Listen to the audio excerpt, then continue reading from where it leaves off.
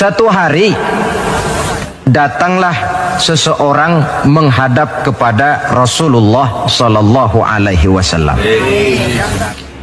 Yang datang ini, kalau istilah sekarang, biang okem. Datang dia menghadap baginda Rasul. Sesampainya di sana, dia bilang, "Ya Rasul, bagaimana? Saya ini mau masuk Islam, boleh apa tidak?" Boleh.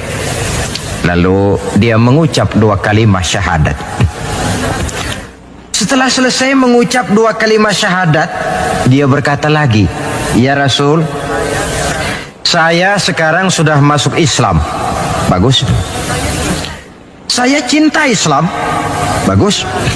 "Saya juga cinta kepada Anda ya Rasul." Bagus.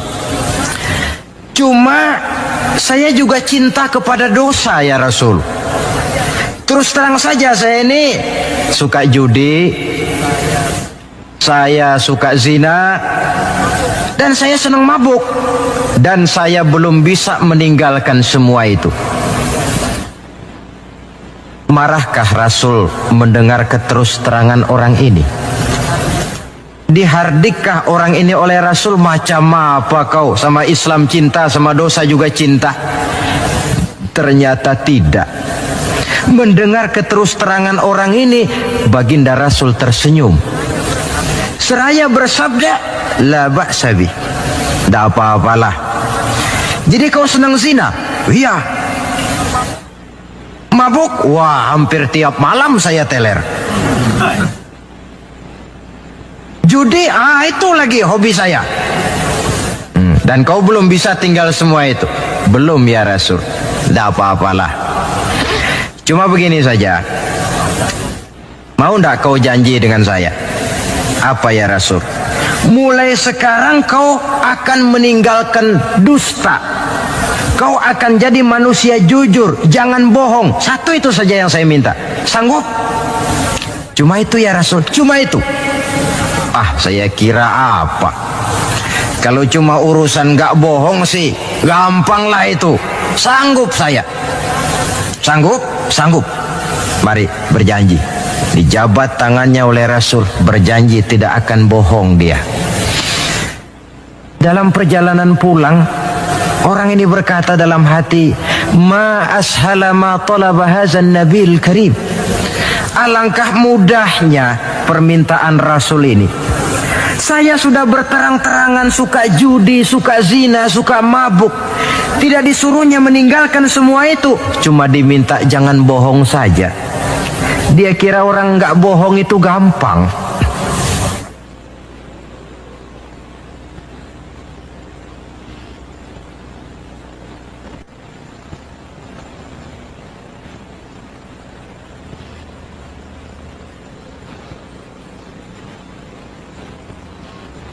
Padahal, saudara, Nabi Ibrahim itu satu hari pernah nangis. Allah tegur Ibrahim, "Kenapa nangis kamu ini?" Kata Nabi Ibrahim, "Ya Allah, bagaimana saya tidak nangis? Saya ingat-ingat Nabi Adam itu dosanya cuma 1, tidak boleh makan buah khuldi, dia makan. Kau begitu murka, kau usir dia dari surgamu.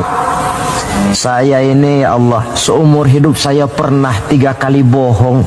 Bagaimana saya mengharap surgamu?" Itu yang bikin saya nangis. 3 kali seumur hidup, 3 kali bohong. Nabi Ibrahim nangis. Kita ini 1 hari 17 kali bohong, nyengir aja, gak ada nangisnya.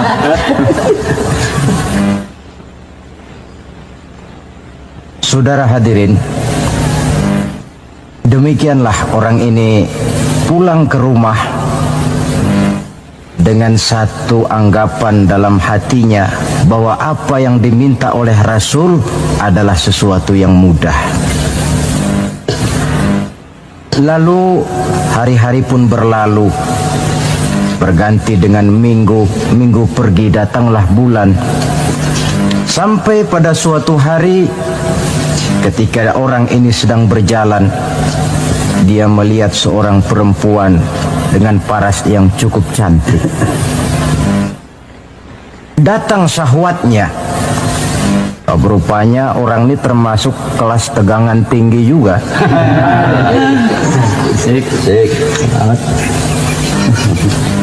Dibawanya perempuan itu ke dalam rumah. Hampir terjadi perbuatan zina. Nyaris dia ingat janjinya.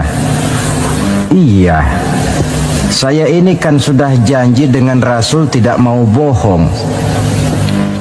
Nanti kalau saya bertemu Rasul lalu saya ditanya, kamu zina apa enggak sekarang? Saya harus jawab bagaimana?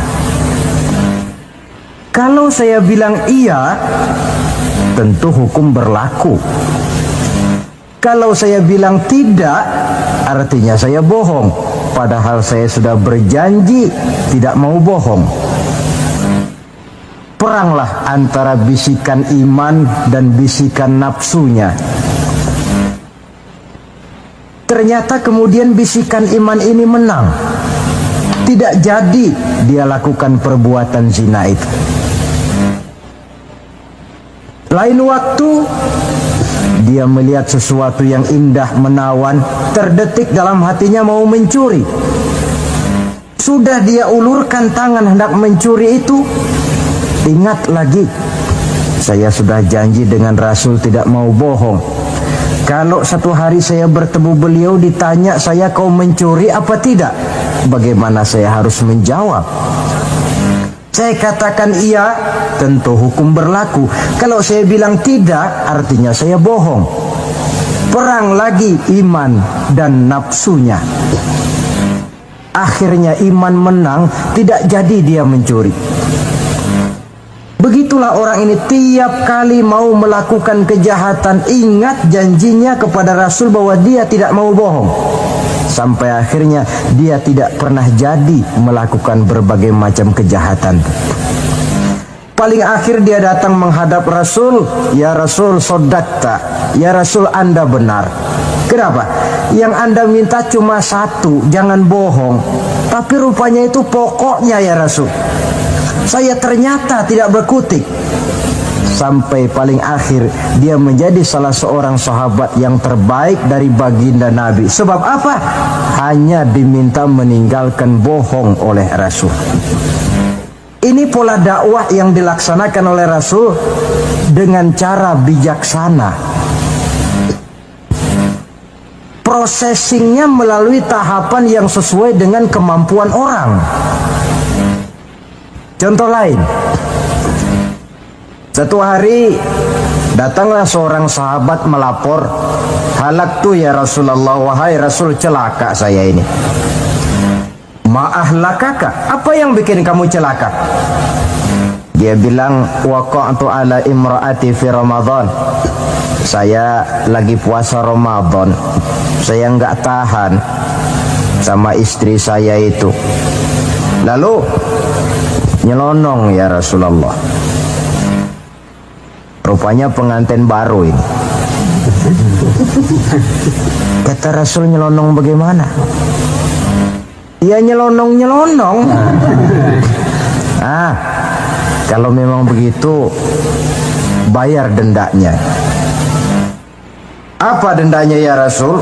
Bebaskan budak. Waduh, saya tidak punya budak ya Rasulullah. Tidak punya? Tidak punya. Puasa 2 bulan berturut-turut. Ya Rasul, tidak kuat saya. Tidak kuat?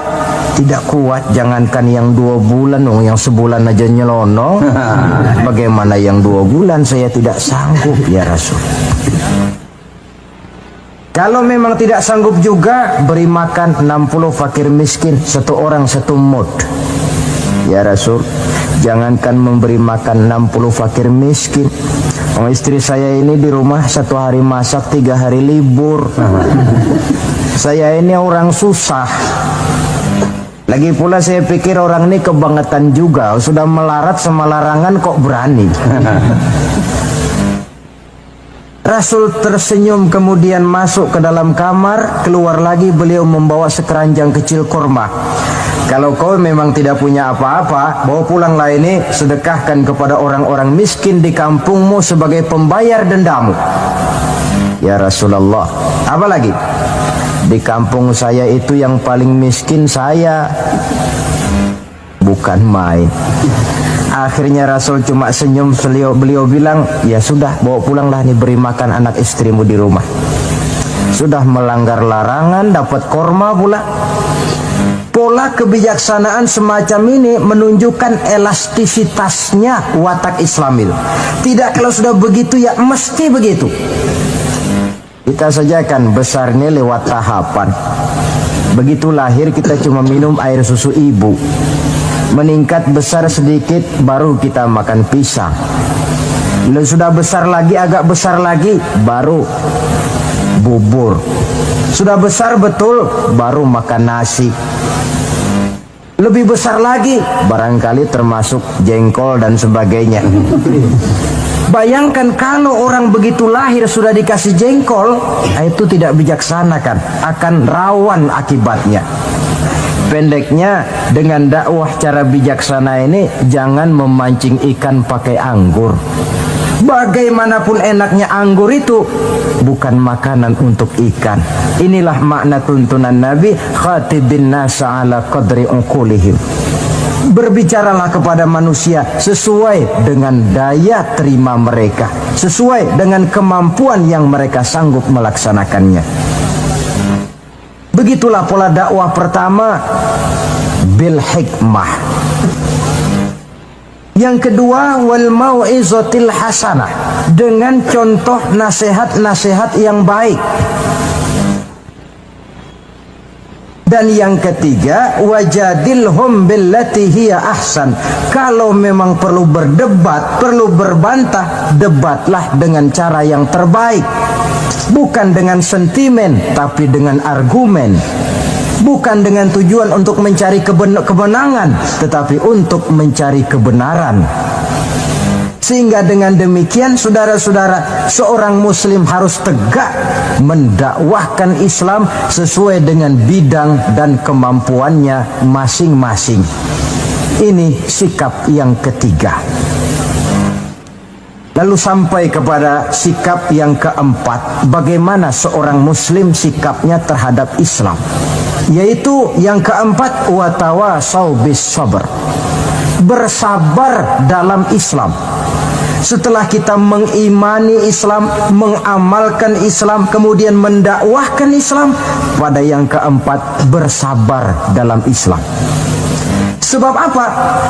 Perjalanan mengimani Islam, mengamalkan Islam, mendakwahkan Islam bukan perjalanan yang lurus bertabur bunga di kanan kirinya. Jalannya menanjak, penuh onak dan duri. Namun tidak ada perbuatan tanpa resiko. Orang yang berani berbuat harus berani resiko.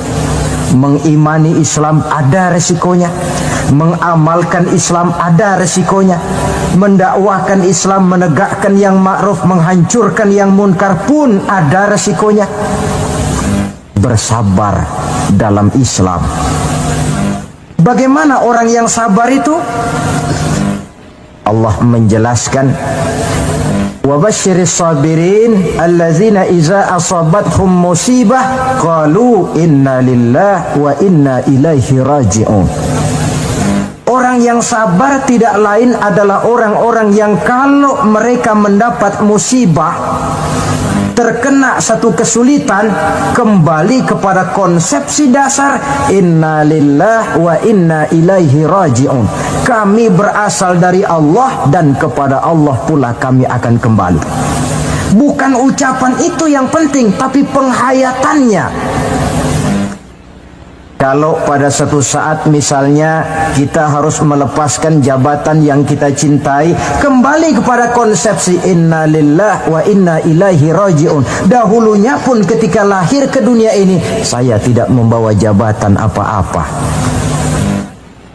Kalau satu saat kita kehilangan harta benda yang sangat kita sayangi, kembali kepada konsepsi dasar. Dahulunya pun waktu terlahir ke alam ini saya tidak membawa apa-apa. Inna lillahi wa inna ilaihi raji'un. Di belakang itu lalu baik sangka bahwa musibah, kepahitan dan penderitaan hidup bagaimanapun pedihnya, di belakang itu tentu mengandung hikmah. Cuma barangkali mata kita saja yang agaknya kurang terbuka untuk menelusuri hikmah di belakang itu. Lalu timbul semacam protes. Kenapa kesulitan yang datang menimpa saya? Padahal saya mengimani Islam, mengamalkan Islam, mendakwahkan Islam. Kenapa mesti kesulitan yang saya hadapi? Timbul protes dalam hati. Padahal hikmah di belakang itu tentu ada. Dan setiap muslim menghadapi bagaimanapun besarnya kesulitan, dia harus tetap husnuzon, baik sangka kepada Allah, dengan satu keyakinan di belakang setiap kesulitan mesti ada hikmahnya. Dahulu ada seorang petani, dia selesai bekerja di ladang, istirahatlah dia, tidur di bawah pohon beringin. Di sebelah pohon beringin ini ada pohon labu. Sambil tidur-tiduran dia berpikir, kalau saya lihat-lihat Tuhan ini tidak adil, katanya. Masa pohon beringin pohonnya besar, buahnya kecil. Lalu pohon labu pohonnya kecil, pohonnya kecil kok buahnya besar. Ah, Tuhan bukan arsitek ulung ini. Tidak adil ini. Mestinya supaya enak dilihat itu beringin yang pohonnya besar, buahnya besar sebesar buah labu. Lalu pohon labu yang pohonnya kecil, buahnya kecil-kecil sajalah sebesar buah beringin. Baru adil rasanya itu. Nah, apa yang terjadi? Rupanya Allah tidak membuktikan kebesarannya. Baru saja selesai dia berpikir Tuhan tidak adil, jatuh sebutir buah beringin tepat menimpa hidungnya. Dia terkejut. Astagfirullahalazim, katanya. Kalau begitu Allah itu benar-benar adil. Coba kalau buah beringin sebesar buah labu, lalu barusan jatuh menimpa hidung saya, rasanya sudah tidak karu-karuan potongan muka saya ini. Baru terbuka pandangan matanya, baru terlontar perkataan Allah Maha Adil setelah dia bertemu dengan pengalaman yang dia rasakan sendiri. Jadi di belakang segala kesulitan itu ada hikmahnya. Di belakang segala kepahitan hidup itu ada manisnya. Maka Allah membimbing kita bersabar dalam mengimani Islam, mengamalkan Islam, dan mendakwahkan Islam. Konsepsi kesabaran kembali kepada satu keyakinan, semuanya datang dari Allah, semuanya pun bakal kembali juga kepada Allah. Kita bisa hidup, berbuat banyak, menjadi ini dan itu, berusaha segala macam lantaran kita hidup. Kita hidup ini lantaran ada roh dalam jasad kita.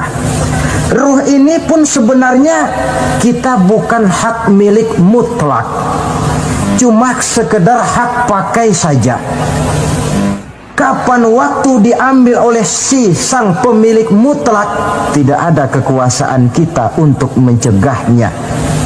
Yang paling vital macam itu pun tidak ada kemampuan kita mempertahankannya. Apalah lagi yang menempel dalam hidup seperti harta, jabatan, dan lain sebagainya. Roh saja kita sudah tidak mampu mempertahankannya. Saudara hadirin yang berbahagia, maka keuntunganlah yang akan diperoleh bagi mereka yang sabar, tabah, ulet, dan tahan uji menghadapi segala macam ujian dan cobaan di dalam dia mengimani, mengamalkan, dan mendakwahkan Islam. Barangkali orang bertanya, kenapa sih kok orang-orang yang beriman saja yang kelihatannya banyak sekali diuji? Nah, itulah yang masalahnya memang. Justru yang beriman yang diuji. Lagi pula kalau tidak ada imannya, yang mau diuji apanya dong? Tidak ada. Dalam logika sehari-hari jelas saja yang ulangan itu anak sekolah. Kalau tidak sekolah, kira-kira ulangan apa tidak? Tidak. Kan tentu tidak. Mau naik kelas berapa, mau sekolah saja tidak. Justru yang beriman itu yang diuji, yang hidupnya mengimani Islam, mengamalkan Islam, mendakwahkan Islam. Makin tinggi kualitas iman, makin berat cobaan dan ujian itu. Sehingga Allah menjelaskan, ahasiban nasu ayyutraku ayyakulu amanna wa hum la yuftanun. Adakah manusia menyangka mereka akan dibiarkan saja mengatakan amanna, kami mengimani Allah, kami mengimani Islam, wa hum la yuftanun, padahal mereka belum diuji lebih dahulu. Artinya, jikalau kita sudah berani berkata saya iman kepada Allah, saya mengimani Islam dengan sepenuh keyakinan, siap-siaplah menghadapi cobaan dan ujian. Dan yang namanya cobaan ini tidak selalu yang berbentuk susah. Wa nabluukum bil khairi wasyarri, kata Allah, kami akan coba, kami akan uji kamu dengan yang enak dan dengan yang tidak enak. Jadi bukan cuma sakit cobaan, sehat juga ujian. Bukan cuma miskin ujian, kaya pun cobaan. Tidak punya uang, cobaan. Banyak uang, ujian. Tapi kan belum pernah kita dengar ada orang bilang, Pak, saya lagi diuji oleh Allah. Kenapa? Uang saya lagi banyak, Pak. Belum ada orang berkata macam begitu. Kalau sudah bangkrut, pailit, nah barulah dia merasa diuji Allah. Dan dalam kenyataan banyak orang lulus ketika diuji dengan kemiskinan, tapi gagal berantakan setelah dia dicoba dengan kekayaan. Banyak yang ingat Allah dikala dia sakit, dan manakala dia sudah sehat, Allah pun dilupakan. Ketika miskin dia hamba Allah, setelah kaya pindah menjadi hamba harta. Ketika dia orang biasa, dia hamba Allah. Naik pangkat, punya jabatan, pindah budak pangkat, budak jabatan. Tidak sesuai lagi antara ucapan dan perbuatannya. Baik, barangkali kita bercermin dari kehidupan seorang nabi, yaitu Nabi Ayub alaihi salam. Beliau ini orang kaya. Iblis itu paling tidak senang kalau ada orang baik. Dia lapor, wahai Allah, hambamu yang namanya Ayub ini dia rajin ibadah cuma karena kaya saja kau berikan harta. Coba kalau dia bangkrut, jatuh miskin, rasanya dia berhenti ibadah. Ah, Iblis, aku tahu Ayub itu hambaku yang ikhlas. Saya buktikan ya Allah, silakan. Turunlah iblis ke alam ini. Mula pertama yang dia rusak adalah harta benda Nabi Ayub.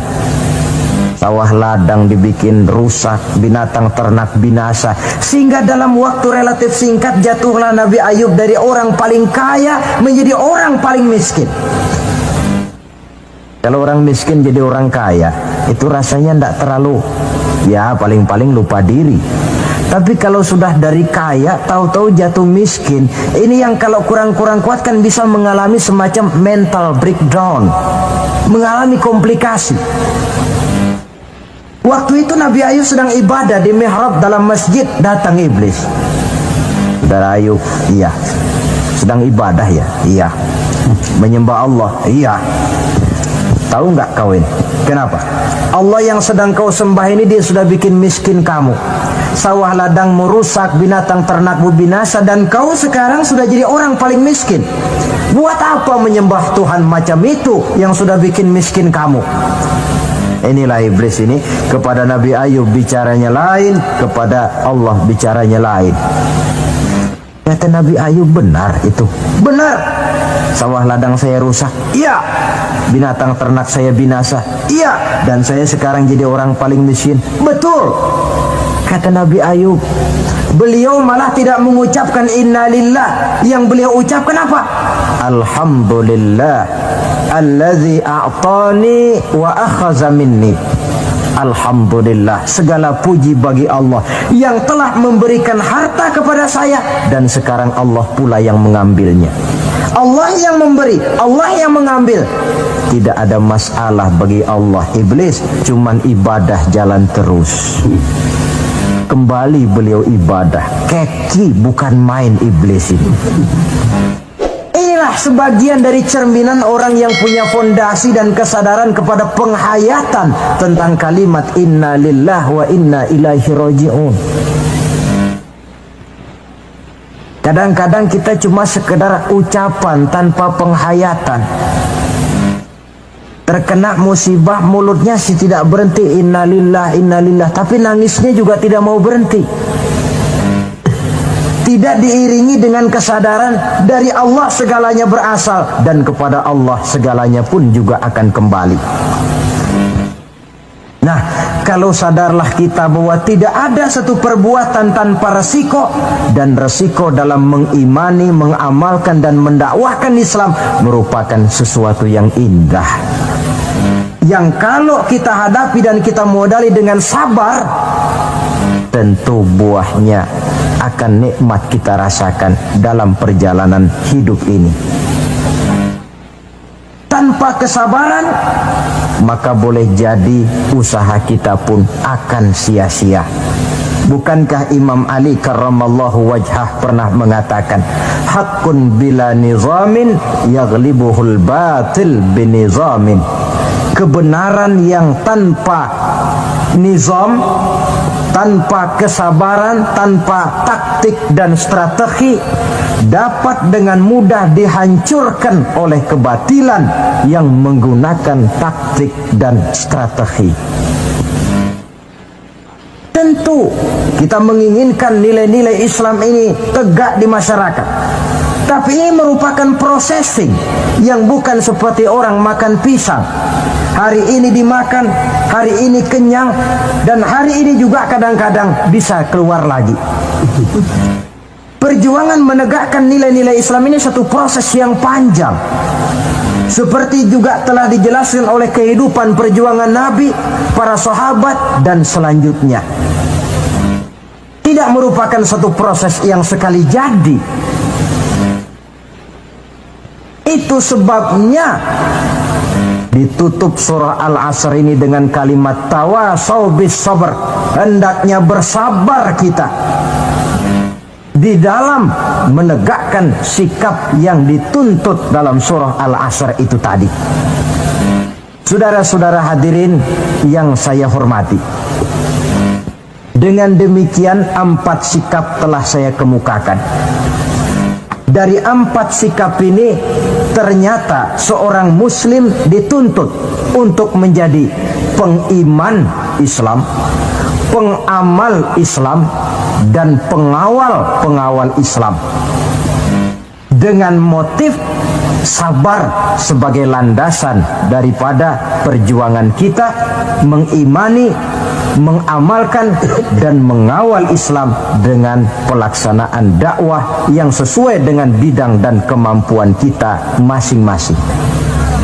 Yang kita harapkan tentunya bahwa nilai-nilai keimanan kita ini mewarnai kehidupan dan menjadi warnanya hidup.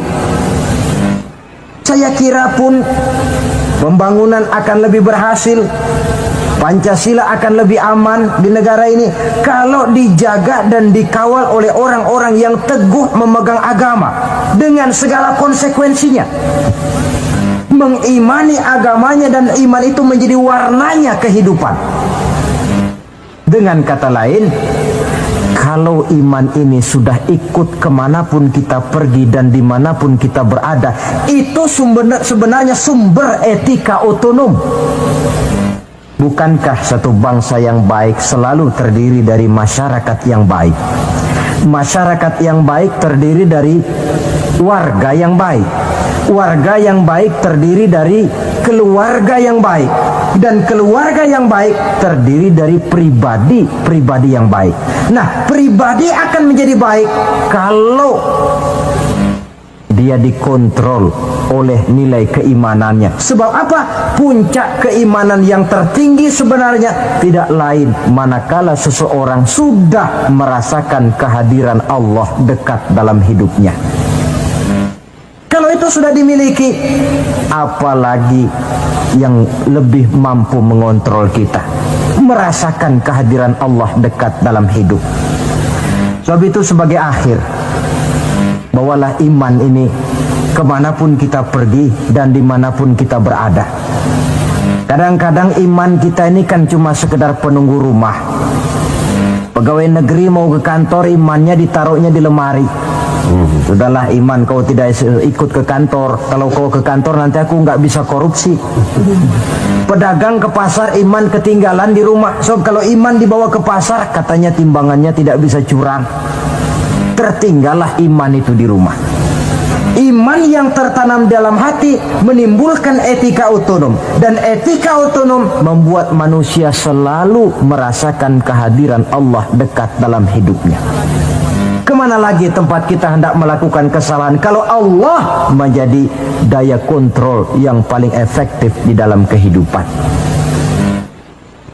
Inilah yang kita bicarakan pada pertemuan kita kali ini. Semoga Allah memberikan kekuatan kepada kita. Amin. Untuk hidup tegak mengimani Islam, mengamalkan Islam, mendakwahkan Islam, dan bersabar di dalam Islam. Saya akhiri dengan satu ungkapan. Wa qad yurja li jarhi sayfi bur'un wala bur'u lima jarahal lisan. Kalau pedang lukai tubuh, masihkan ada harapan sembuh. Kalau lidah lukai hati, kemana obat hendak dicari? Untuk itu saya mohon dibukakan pintu maaf yang sebesar-besarnya. Semoga yang saya sampaikan ini ada manfaatnya. Usikum wa iyaya bitaqwallah. Aqulu qawli hadza. Wassalamu alaikum warahmatullahi wabarakatuh. Waalaikumsalam warahmatullahi wabarakatuh. Maka di zaman sekarang akhlak kita kepada Allah sering kena erosi, sering kena polusi. Mungkin karena sulitnya lapangan kerja, tingginya tensi ekonomi, persaingan hidup yang makin tajam, sulitnya mencari lapangan kerja, orang kadang-kadang nekat. Sedikit pertimbangan picik, pandangan, mudah melakukan potong kompas, sehingga terjadilah perbuatan-perbuatan yang memelencengkan akhlak kita kepada Allah Subhanahu wa ta'ala. Kadang-kadang terjebak mempercayai selain daripada Allah. Kadang-kadang terjebak di dalam mengagungkan yang selain daripada Allah lebih dari yang seharusnya. Terkenalah akhlak kita kepada Allah jaringan-jaringan erosi dan polusi. Kufur sebagai lawanan daripada tauhid merupakan sifat daripada orang yang tidak berakhlak kepada Allah. Bentuknya pertama bisa syirik. Syirik itu artinya meyakini ada Tuhan lain selain daripada Allah. Itu yang namanya syirik. Jadi percaya Tuhan ada, cuman Tuhannya kelebihan. Itu yang disebut syirik, dan itu merupakan cerminan dari akhlak yang rusak kepada Allah Subhanahu wa ta'ala. Berkeyakinan Tuhan lebih dari satu, berkeyakinan bahwa Tuhan itu beranak atau diperanakkan, atau mengagungkan sesuatu sama dengan Allah, atau menjadikan yang selain Allah sebagai tujuan akhir daripada perjalanan kehidupan ini, maka itu sudah terjebak kita dalam musyrik. Dan syirik satu dosa yang tidak berampun. Bahasa kasarnya, yang namanya syirik itu jenis bapak moyangnya dosa.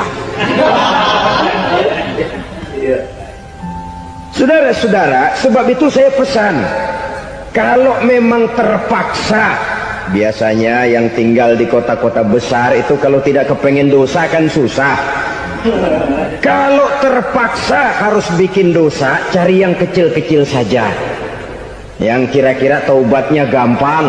Umpamanya pulang sholat Jumat nukar sendal, umpama,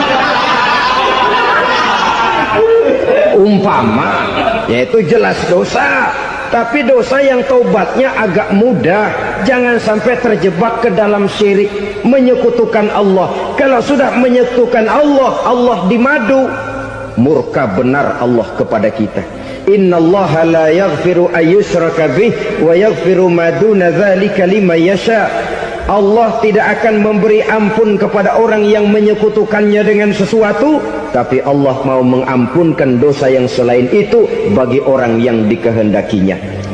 Jadi orang-orang yang sudah terjebak syirik, menyekutukan Allah, meyakini ada Tuhan lain selain daripada Allah, meyakini Tuhan beranak atau diperanakkan, bagaimanapun baiknya mereka di dunia, bagaimanapun sosial jiwanya, bagaimanapun pemurah tangannya memberikan santunan dan pertolongan kepada orang lain, kalau sudah syirik, seluruh nilai kebaikannya akan tidak ada gunanya lagi, karena tidak ada tempat nilai kebaikan itu bergantung.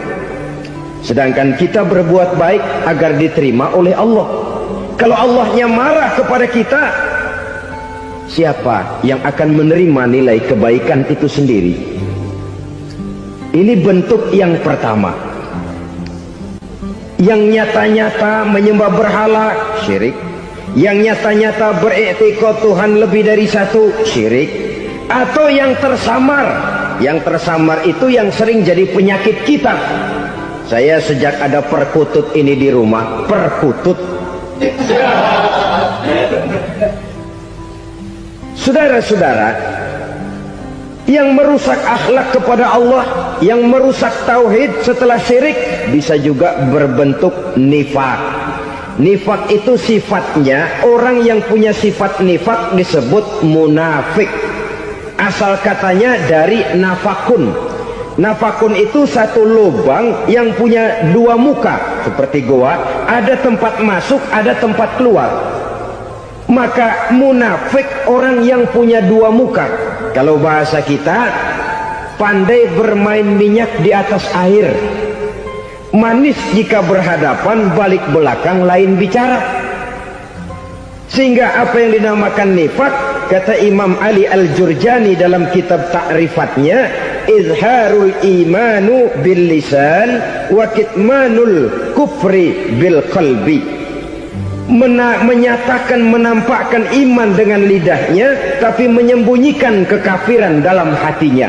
Dengan kata lain, lidahnya mah iman, hatinya mah kafir. Padahal hati itu yang dilihat, padahal hati itu yang dinilai. Kenapa lidahnya mengaku iman? Ya mungkin karena kepepet, mungkin karena kepentingan, mungkin karena ingin mencari kelemahan orang, lalu dia pura-pura beriman, tapi sesungguhnya hatinya kufur. Ini merupakan penyakit munafik.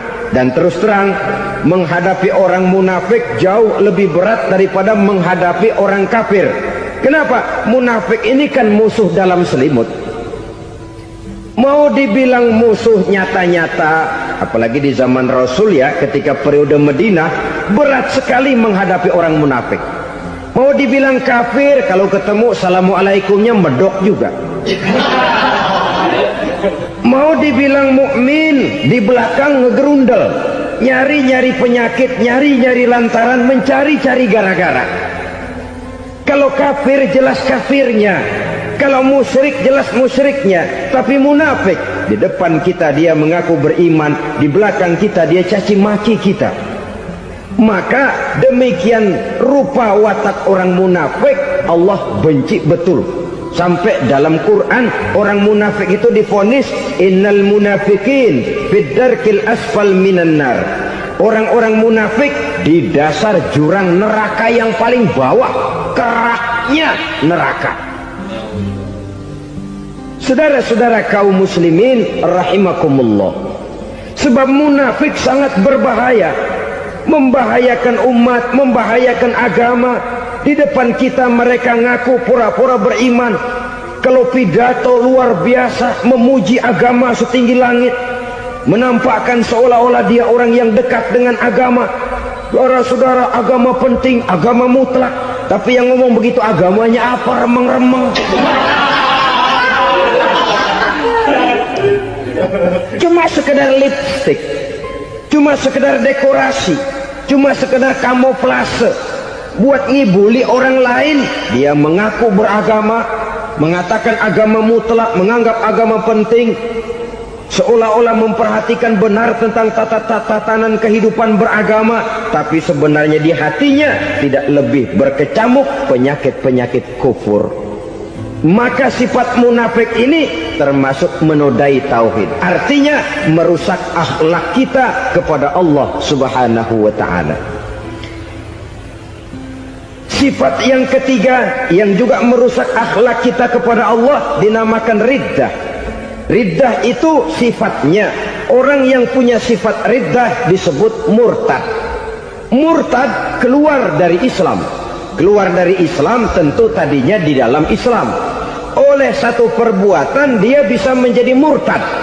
Misalnya tadinya dia iman benar kepada Allah, tapi melarat.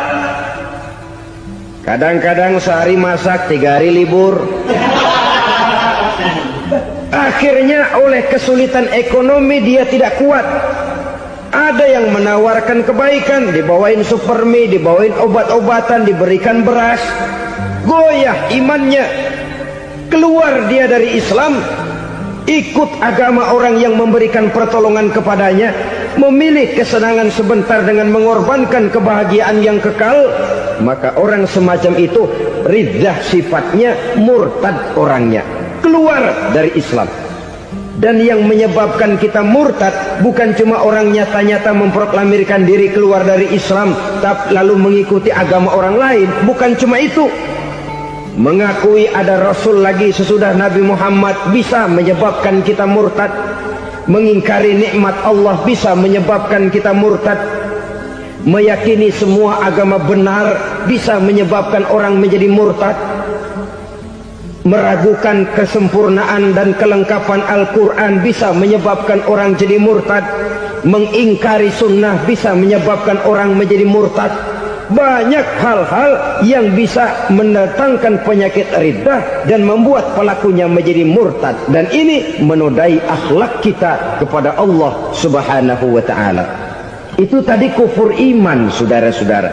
Nyata-nyata mengingkari Allah, baik dalam bentuk syirik, nifak ataupun riddah. Kufur yang kedua dinamakan kufur nikmat. Apa itu kufur nikmat? Sitru nikmatil mun'im au ya'malu fi mukhalafatil mun'im. Menutup-nutup nikmat Allah atau melakukan perbuatan yang menentang, bertentangan dengan kehendak yang memberikan nikmat. Jadi kufur nikmat pertama, nutup-nutupin Tuhan. Tuhan jalingin. Duit lu banyak amat, dari mana? Gua kerja. Lalu kerjanya nomor 1. Orang yang berakhlak kepada Allah, dia akan menjawab, kamu uangnya kok banyak, dari mana? Rizki dari Allah. Caranya, saya kerja. Kerja itu cara, rizki itu dari Allah datangnya. Bukankah di zaman sekarang kita sering terpeleset? Ini merupakan cerminan dari rapuhnya akhlak kita kepada Allah Subhanahu wa ta'ala. Karena usaha saya memang, karena saya peras keringat banting tulang, tentu. Tapi sadarkah kita bahwa sepanjang yang bisa kita lakukan cuma berusaha, peras keringat banting tulang?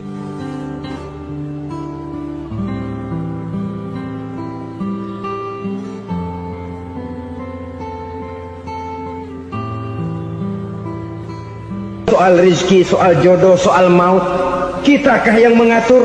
Kitakah yang menentukan? Subhanallah. Manusia sungguh tidak berdaya menghadapi 3 hal paling pokok ini. Rezeki, kita cuma bekerja. Kitakah yang menentukan? Tidak. Kita berusaha saja rezeki belum pasti dapat. Apalagi kalau kita tidak berusaha. Jangan terjebak dalam fatalisme. Belum perang udah nyerah. Emang dasar rezeki datangnya dari Tuhan, gak usah kerja, dan ntar juga kalau dia datang. Dari mana datangnya? Kerja saja belum tentu dapat rezeki, apalagi kalau tidak kerja.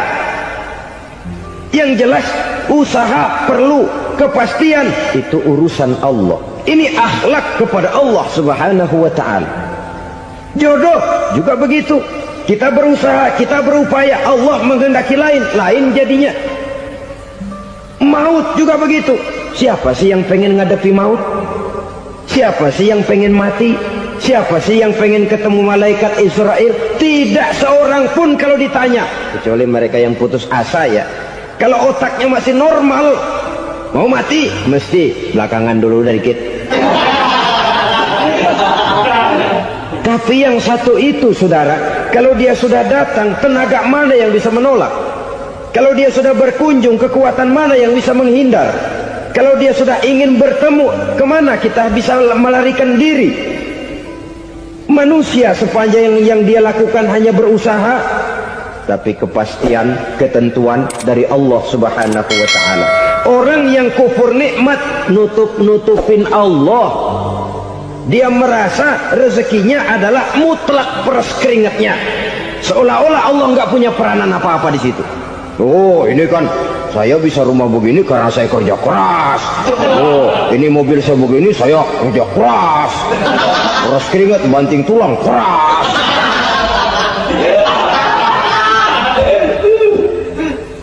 Saudara-saudara kaum muslimin rahimakumullah. Jadi menutupi Allah. Akibatnya nanti kalau dia berhasil, Allah ketutupan. Kalau dia gagal, orang lain dicaci maki, dicari kambing hitam. Yang kambing hitam kan mahal. Karena orang sering cari-cari kambing hitam. Jarang orang mau jujur kalau bertemu kesulitan lalu mencari sebab pada dirinya sendiri. Yang paling enak ya nyalain orang. Lo begitu. Orang lain yang paling enak kita salahin. Au ya'malu fi mukhalafatil mun'im, atau dia melakukan sesuatu yang tidak sesuai dengan kehendak yang memberikannya nikmat. Diberikan kita tangan, mulut sih nggak berhenti, terima kasih Tuhan, alhamdulillah saya dikasih tangan. Cuma nih tangan enteng mat nabokin orang mulu. Itu sudah mukhalafatul mun'im, bertentangan dengan kehendak yang memberikan nikmat. Diberikan harta, mulutnya mah basah, terima kasih Tuhan, alhamdulillah dikasih harta, tapi pelitnya minta ampun, kikir koret medit. Ini juga termasuk kufur nikmat, mempergunakan suatu nikmat bertentangan dengan kehendak daripada yang memberikan nikmat itu sendiri. Saudara-saudara kaum muslimin rahimakumullah, oleh karenanya kufur iman memang lebih bahaya daripada kufur nikmat. Tapi jangan lupa, kufur nikmat bisa menyeret orang kepada kufur iman. Nah kalau Allah udah dialingin, Tuhan sudah dinomor duain, lama-lama kenapa dia tidak mendewakan dirinya sendiri, mendewakan pangkatnya, mendewa-dewakan otaknya, mendewa-dewakan kemampuannya?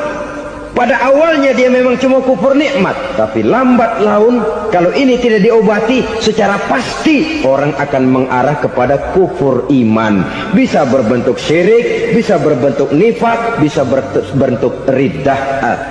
Saudara-saudara, oleh karena itu menjaga akhlak kepada Allah mutlak penting. Sebab apa? Kita tidak berakhlak kepada manusia saja, kita dikucilkan dari pergaulan. Kalau kita tidak berakhlak kepada Allah, dikucilkan oleh Allah. Hadis qudsi menyatakan, man lam yashkur ala na'mai wa lam yasbir ala balai falyakhruj min tahtis samai falyatlub rabban siwaya.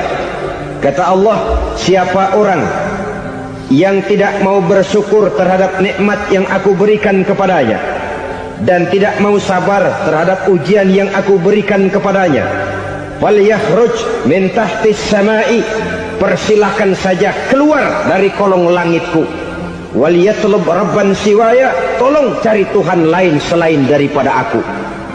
Murka Allah, diusir, cuman gak kedengeran aja. Siapa yang tidak mau syukur terhadap nikmatku, siapa yang tidak mau sabar terhadap ujian yang aku berikan kepadanya, persilakan keluar dari kolong langitku ini, cari Tuhan lain selain aku. Dan langit Tuhan yang punya, Tuhan kita lawan, diusir dari kolong langit, mau pindah ke kolong mana?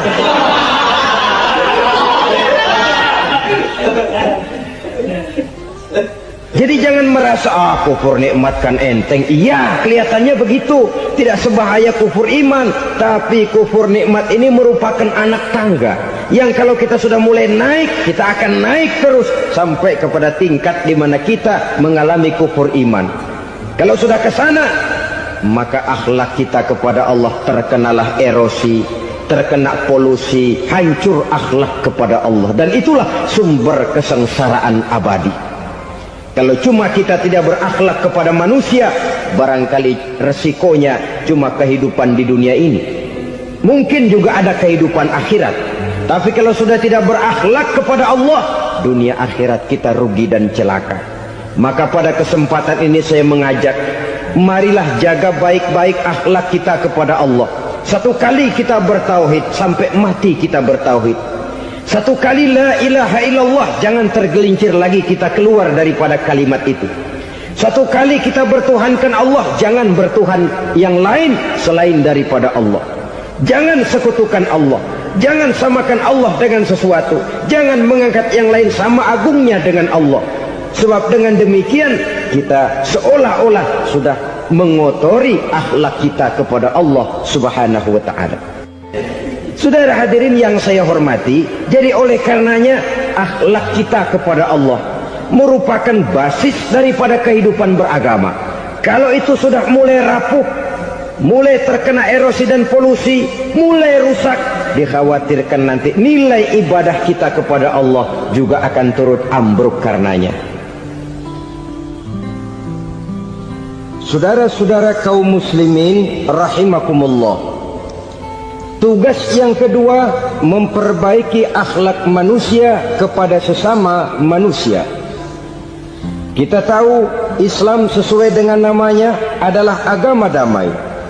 Maka akhlak manusia kepada sesama manusia menempati porsi yang penting dalam kehidupan beragama.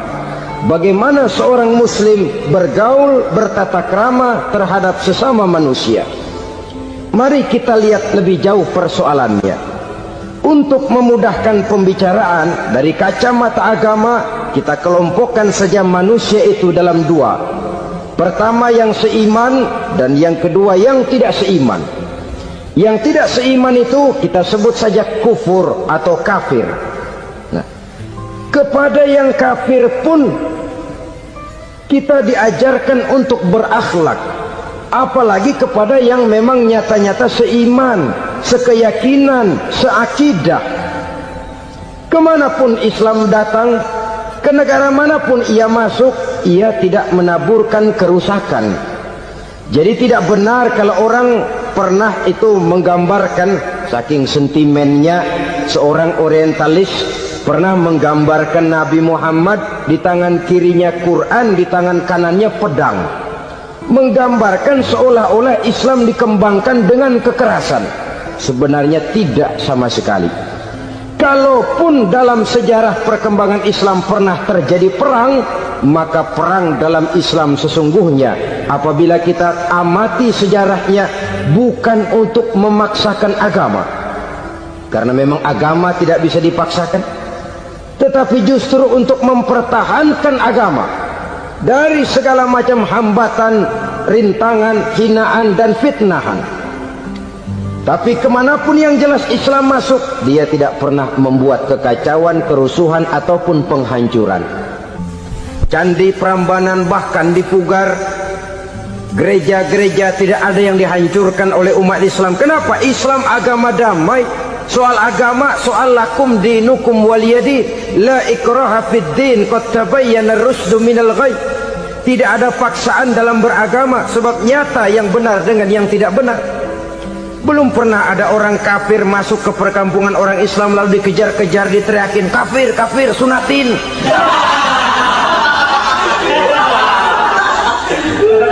Belum pernah.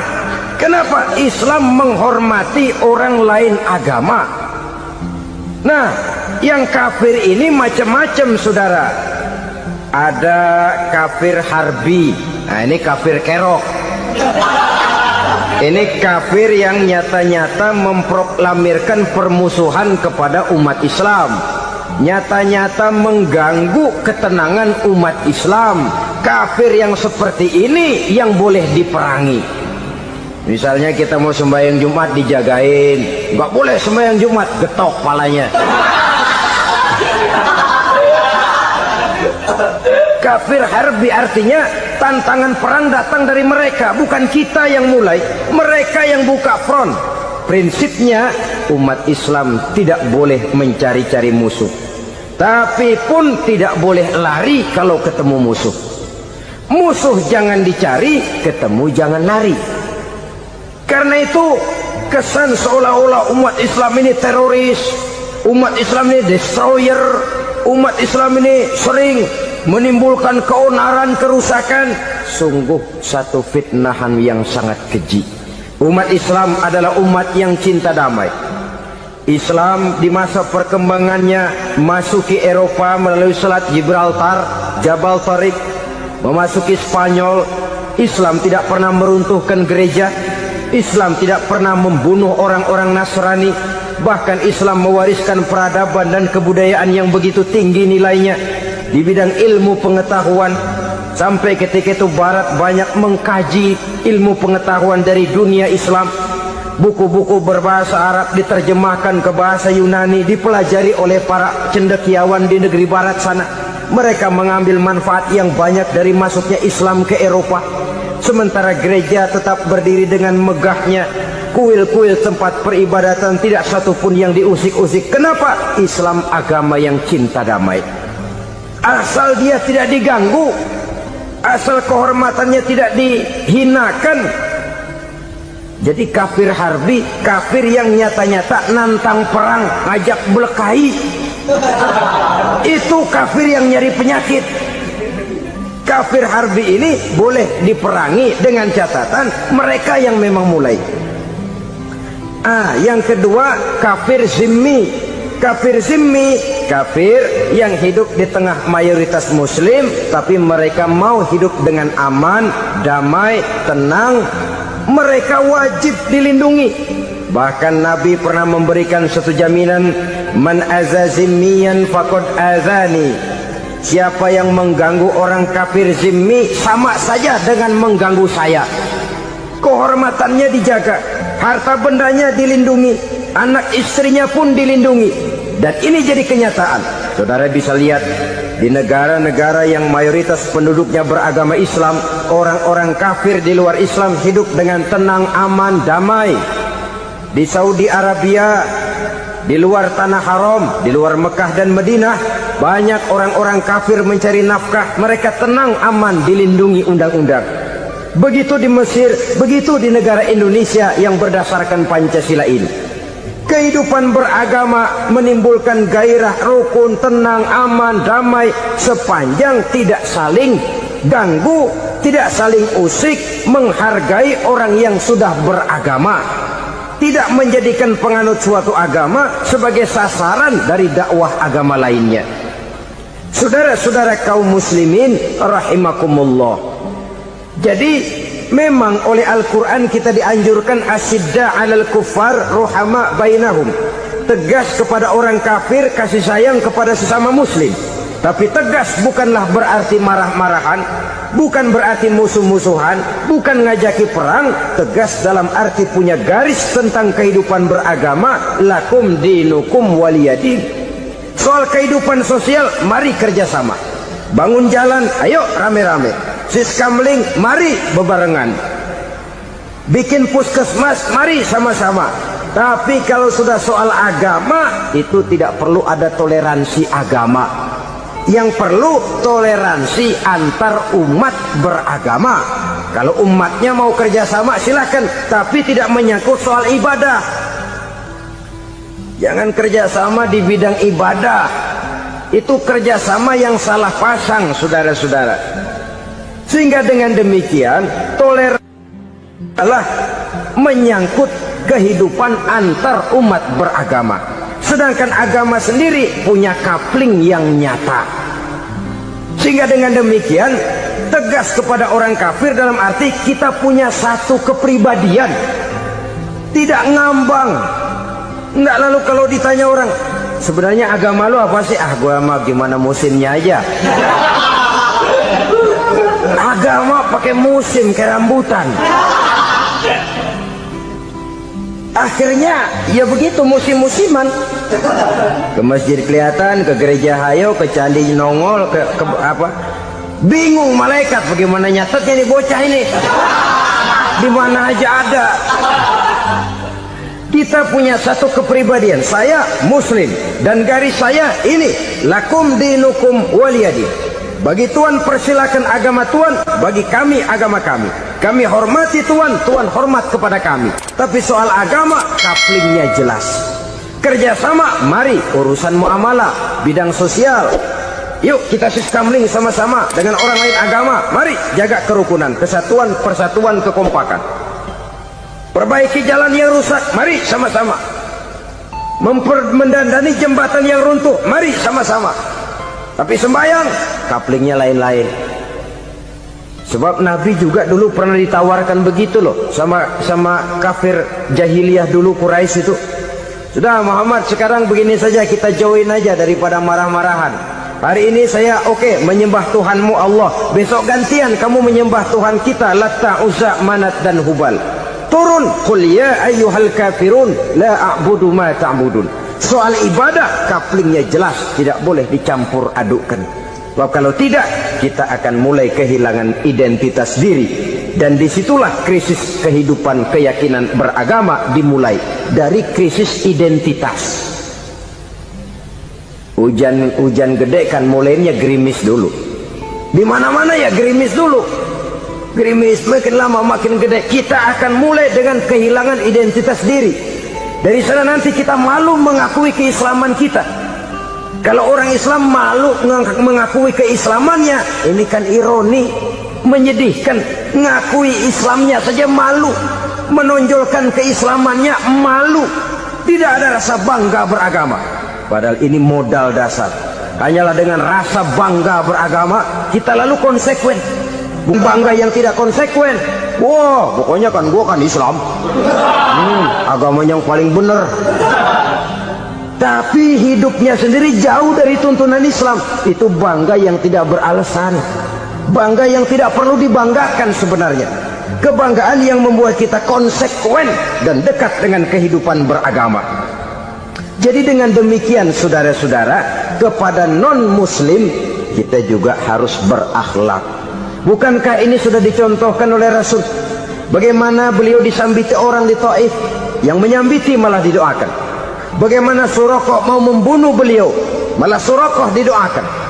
Bagaimana Abu Jahal dan Abu Lahab saking mangkalnya.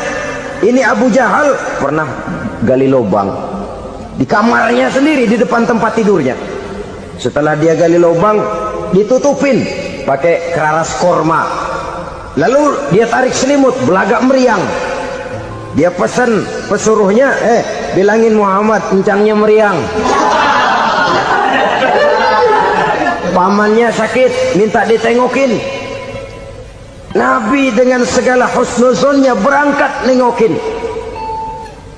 Abu Jahal dari balik selimut ngintip. Ah, itu dia Muhammad, itu dia tuh. Dia tuh, masuk Dani, masuk. Mulai di jalan, seneng Abu Jahal. Nah, terus dah. Begitu ke pelosok, masuk ke lubang, gue pendem terus lalu. Memang niatnya mau mencelakakan Nabi. Sudah tinggal beberapa langkah lagi Nabi akan berjalan ke arah lubang itu. Malaikat Jibril ngasih tahu, Muhammad, Abu Jahal pamanmu cuma pura-pura sakit. Di depan tempat tidur itu ada lubang sudah dia gali untuk menjerumuskan kamu. Sudah, balik pulang. Balik badan Nabi.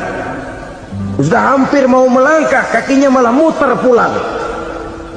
Abu Jahal yang lihat Nabi sudah hampir jatuh, nggak jadi, balik pulang. Lupa kalau lagi sakit. Udah Muhammad buruan sini. Ke pintu, dia kejar. Dia lupa sama lubang yang dia gali. Begitu dia kejar, dia yang kepelosok masuk ke dalamnya. Sejak saat itu ada pepatah, man hafara hufratan waqa'a fiha. Siapa yang suka nggali lubang, dia sendiri bakal terpelosok ke dalamnya. Jatuh dia ke lubang yang dia gali. Padahal ya paling banter 2 atau 3 meter paling dalam. Dari dalam lubang itu dia teriak-teriak, Muhammad, tolongin, pamanmu kecebur. Kasih tahu Muhammad, kasih tahu. Datang lagi lah pesuruhnya, Muhammad, pamanmu Abu Jahal kecebur, minta tolong diangkatin. Sudah diulur tambang, habis sambung lagi, nggak bisa sampai. Masa iya cuma kamu yang bisa nolong? Apa yang dilakukan Nabi? Balik mau nolongin. Akhlak. Kita kalau ada orang gali lubang buat nyeburin kita, dia sendiri yang kecebur. Goro gua kagak lemin loh. Mati sekalian dah. Nabi mah enggak, balik nolongin tuh Abu Jahal. Kenapa paman kecebur? Iya Muhammad, tolong, tambang udah diulur-ulur, sambung-sambung nggak sampai. Aduh kasihan paman nih, pegang tangan saya. Nabi cuma ulurin tangan, nyampe dipegang oleh Abu Jahal. Diangkat ke atas. Nyampe atas, apa kata Abu Jahal? Tambang bergulung-gulung nggak nyampe, kamu cuma pakai tangan doang kok bisa Muhammad, hebat banget sihirmu. Mukjizat dia bilang sihir, udah ditolongin nyelak lagi, kan yang enak kita injak palanya. Orang dulu bilang wah katanya nolongin anjing kejepit, udah selesai ditolongin malah yang nolong digigit. Saudara hadirin yang saya hormati, kepada orang-orang kafir kita harus berakhlak, menghormati mereka, tidak memaksakan satu keyakinan dalam batas-batas yang ditolerir oleh agama, yaitu pada masalah-masalah sosial dan muamalah. Itu kepada non-muslim, apalagi kepada sesama muslim. Baik akhlak kepada orang tua, akhlak kepada guru, akhlak kepada jiran atau tetangga, itu semua termasuk dalam akhlak kepada sesama manusia. Akhlak kita kepada orang tua, kadang-kadang kita orang timur ini ketularan orang barat. Engkongnya dianggap CS, salaman main kedet aja halokong, engkongnya bahalo di bengong. Saudara-saudara kaum muslimin rahimakumullah, akhlak yang tua kepada yang muda, akhlak yang muda kepada yang tua, kepada jiran dan tetangga, kepada sanak famili dan handai tolan, pendeknya kepada sesama muslim. Tetangga ada haknya, ada hak tetangga yang kalau kita berakhlak itu harus dipenuhi. Contoh kecil, kalau saya beli radio, itu saya dong boleh berpikir, ini radio saya beli pakai uang saya setel di rumah saya, sekeras-kerasnya ada apa sama orang lain? Radio gua, yang beli gua pakai duit gua, gue setel di rumah gue, ada urusan apa sama orang lain? Itu kalau menurut saya. Tapi tetangga sebelah saya kan bisa juga ngomong begitu. Mata gue yang ngantuk, gue tidur di rumah gue, kenapa suara radio lu masuk kemari? Ketika itulah lalu kebebasan saya nyetel radio dibatasi oleh kebebasan tetangga saya yang mau tidur. Ini sudah akhlak namanya. Umpamanya lagi ada Nabi ajarkan, iza tobakhta maraqatan fa'akthir ma'aha wa ta'ahad jiranaka. Kalau kamu masak sayur, banyakin kuahnya, bagiin tetangga kamu. Bukan bagiannya itu yang jadi soal, tapi akhlak kepada tetangga. Udah tahu tetangganya kelaparan, diseksa, goreng ikan asin, se-RW baunya ngayap, kembang kempis orang nungguin. Saudara hadirin ma'asyiral muslimin rahimakumullah, Jadi dengan demikian, kalau sudah kembali kepada orang-orang yang nilai imannya sama dengan kita, apapun organisasinya, apapun baju yang mereka pakai, kaos yang mereka pakai, jaket yang mereka pakai, kalau sudah seakidah, seiman, jaga akhlak kita. Pendapat boleh berbeda, kaos boleh tidak sama, jaket boleh beraneka warna, bendera boleh beragam-ragam, tapi ukhuwah Islamiyah ini utamakan. Adalah lebih baik mencari persamaan dalam kehidupan dan bukan memperbesar perbedaan. Hanyalah dengan mengembangkan nilai-nilai akhlak semacam ini, toleransi tidak hanya diperlukan kepada yang non-muslim, kepada sesama muslim pun toleransi. Artinya apa? Jangan memponis amalan orang lain. Yang usoli, yang tidak usoli, berjalanlah menurut keyakinannya masing-masing. Jangan lalu memponis, itu namanya nggak toleransi. Kamu nggak pakai usoli ya? Enggak. Brengsek. Kamu pakai usoli ya? Iya. Bid'ah. Lah dua-duanya kagak yang benar. Kalau yang sembahyang kagak benar, bagaimana yang kagak sembahyang? Apa itu yang benar? Toleransi, setuju dengan perbedaan pendapat, jangan memponis amalan orang lain. Karena kita hanya beramal, hak menerima adalah Allah Subhanahu wa ta'ala. Jangan sebentar-bentar mencap bid'ah dolalah, finnar, neraka. Kayaknya neraka kapling orang tuanya kali. Gampang bener masukin orang ke neraka. Kita kadang-kadang bisa toleransi dengan orang luar, tapi kepada sesama muslim toleransi tidak sanggup kita adakan. Mengklaim merasa kita yang benar, orang lain salah semua, itu tidak toleransi namanya. Mentang-mentang jadi ustadz, nih satu-satunya ustadz di sini ya, semuanya mesti ngaji kemari. Kalau nggak ngaji kemari, Islamnya kurang tapi benar. Toleransi. Saudara-saudara kaum muslimin rahimakumullah, lapang dada menghargai orang yang berbeda pendapat, apalagi kalau perbedaan pendapat itu menyangkut hal-hal yang tidak prinsipil, menyangkut hal-hal yang sekunder dalam kehidupan beragama, menyangkut masalah-masalah yang dalam bahasa fikih disebut soal-soal furu'iyah. Tidak usah menyebabkan kita bersih tegang. Kepala sama hitam, pendapat boleh berbeda dan halal. Bahkan Nabi mengatakan ikhtilafu ummati rahmatun, perbedaan pendapat di kalangan umatku bahkan menjadi rahmah, sepanjang perbedaan pendapat itu diiringi dengan rasa toleransi. Tapi kalau sudah main baku hantam, main klaim, memponis orang lain, akhirnya timbullah keretakan. Jangan heran kadang-kadang satu masjid dua kelir.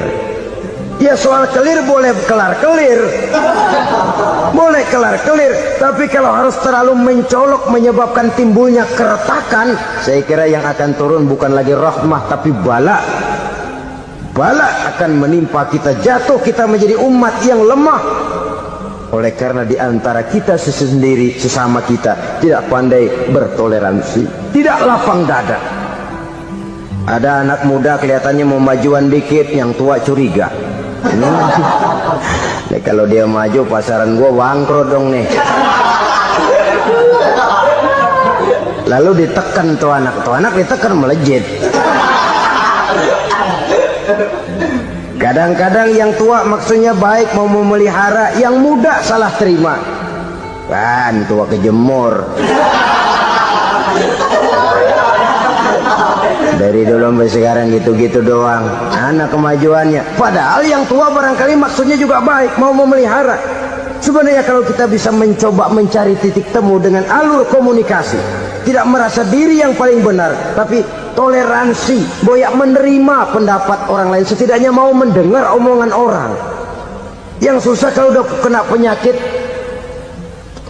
penyakit, nggak mau ngerti omongan orang, nggak mau nerima pendapat orang. Kodok di kolong tempayan, cukeng kayu asem.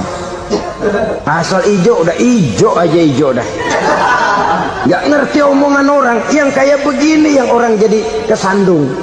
Oleh karena itu saudara-saudara, alangkah nikmatnya kehidupan ini apabila kita menyadari kita ini ummatan wahidah, satu umat yang satu, yang diikat dengan akidah. Kalau kepada yang non muslim saja kita diajarkan untuk berakhlak, apatah lagi kepada yang seiman, seakidah, sekeyakinan. Wajarkah perbedaan pendapat yang kecil-kecil lalu menyebabkan kita bertolak belakang, cerai-berai, centang perenang? Bila bertemu di jalan yang satu menyisih ke kiri, yang lain menyingkir ke kanan. Kalaupun juga bercampur di tengah kumpulan orang banyak, persis air dengan minyak. Yang atu melengos, yang atu madep mojok. Orang lain senyum, dia mau pada manyun. Saudara-saudara kaum muslimin rahimakumullah, realita ini walaupun tidak enak, pahit, tapi masih hidup di sebagian masyarakat kita. Ini yang perlu kita atasi. Soal toleransi kepada orang lain, sejarah sudah membuktikan.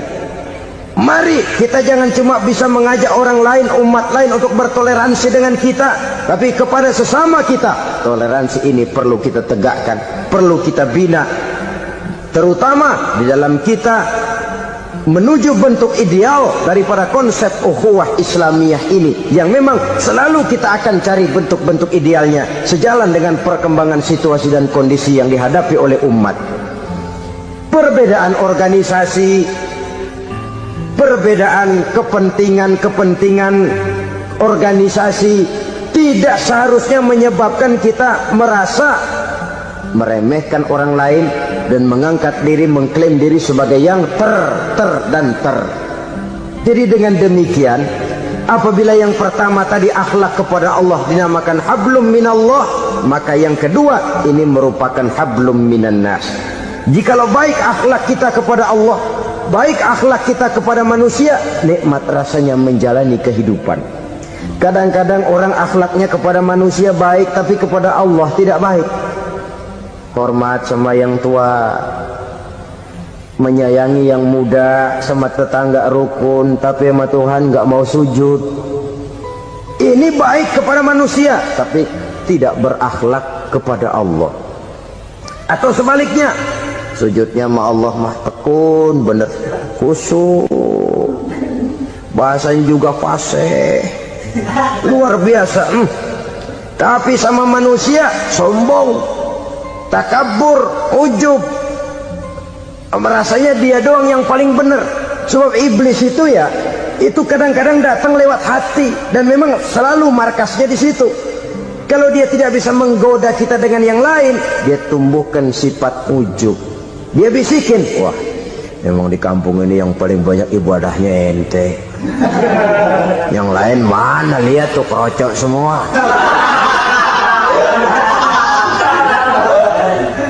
Lalu di hati orang itu tertanam sifat iya ya. Nah, tatkala iya ya, dia sudah terkena serangan iblis. Akhirnya apa? Orang lain diremehin. Asalnya nggak mau sembahyang, ya diajak salaman dan najis aja dah. Ketemu juga mukanya ditekuk 4. Akhirnya bukan ngajak, malah ngenyek, ngina. Lah orang dihina makin jauh, makin tidak tersentuh. Bukan cara itu yang diajarkan oleh Rasul. Bahwa orang tidak mau sholat, tugas kita mengajak. Soal dia tidak sholat, itu dosa dia kepada Allah. Saudara-saudara kaum muslimin, ujub disuntikkan oleh iblis ke dalam hati kita. Sujudnya kepada Allah benar, tapi akhlaknya kepada sesama manusia merasa paling benar sendirian, merasa orang lain salah semua. Pokoknya kalau di luar lingkungannya udah kagak bener aja udah bahaya. Saudara-saudara, ini juga penyakit yang disuntikan oleh iblis. Sebab iblis itu tipu dayanya luar biasa, strateginya lihai. Makin tinggi kualitas iman, ya makin berat upaya iblis untuk menjerumuskan kita. Karenanya saya mengajak, marilah kita bertoleransi, baik kepada non-muslim, lebih-lebih lagi kepada sesama muslim yang kebetulan berbeda baju, berbeda kaos, berbeda organisasi, lain bendera yang dibawanya. Tapi toleransi mari kita canangkan. Kita terikat oleh ukhuwah Islamiyah. 2. Yang ketiga, akhlak manusia kepada makhluk Allah lainnya di luar manusia. Saudara-saudara, dengan berakhlak kepada Allah, berakhlak kepada sesama manusia, berakhlak kepada makhluk Allah di luar manusia, baik flora maupun fauna, maka mudah-mudahan akan terciptalah satu ekosistem, satu lingkungan hidup yang membuat kita nikmat menjalani kehidupan ini. Inilah saja yang kita bicarakan pada pertemuan kali ini. Marilah kita membina nilai-nilai akhlak walaupun berat tantangannya. Sungguh lebih baik rakyat rendah yang berakhlak tinggi daripada pejabat tinggi yang berakhlak rendah. Karena nilai manusia pada akhirnya ditentukan oleh akhlaknya itu.